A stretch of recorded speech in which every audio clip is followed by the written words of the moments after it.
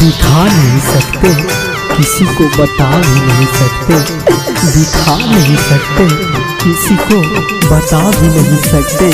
कुछ जख्मों का दर्द ऐसा है, लोगों को समझा भी नहीं सकते, समझा भी नहीं सकते।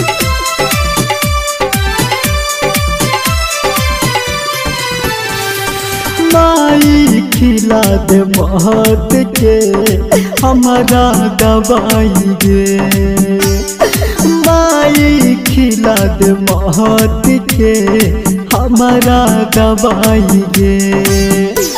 अहो तई मंगिया भराई, अहो तई मंगिया भराई, हमर जान के सगाई गे।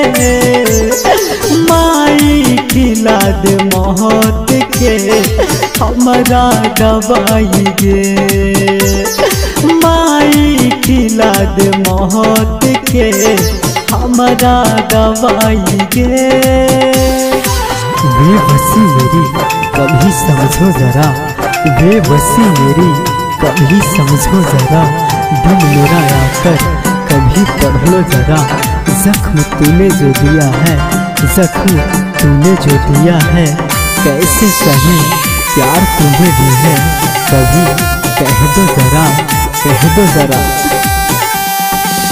लूटा जैतई दुनिया हमारे परत से नूरावा, खुश नहीं रहतई माई दोसरा के कोरावा। माई लूट जैतई दुनिया हमारे परत से नूरावा, खुश नहीं रहतई माई दोसरा के कोरावा।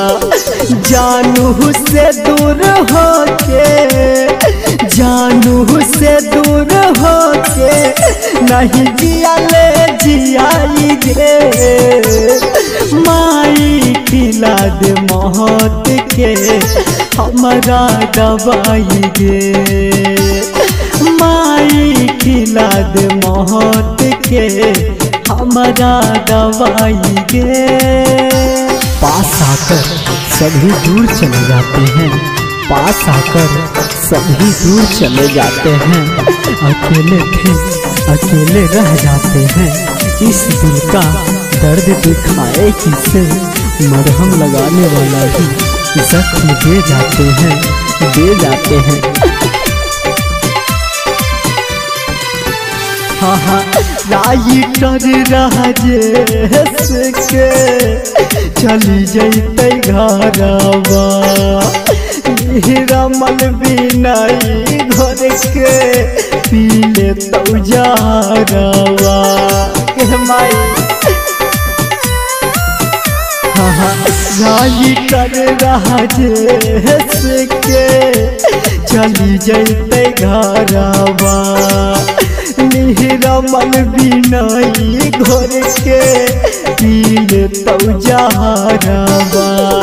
इसके है जोगिया परवीन, इसके है जोगी रमेश के माई बहुत रुलाई गे।